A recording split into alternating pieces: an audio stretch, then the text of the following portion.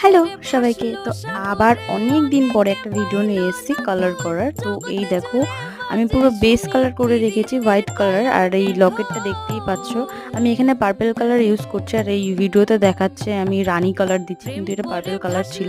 তো ভেতরে যে ব্যাকগ্রাউন্ডটা আছে ওটা পার্পল কালার দিলাম। তারপরে ওপরে যেইটা আছে, যেই একটা ডিজাইন রয়েছে ওর উপরে স্কাই কালার দিয়েছিলাম।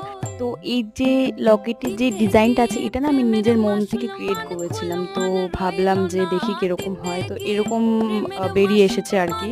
তো দেখো ওপরে যে অংশটা আছে সেটা ভেতরে স্কাই কালার দিয়ে করে দিলাম।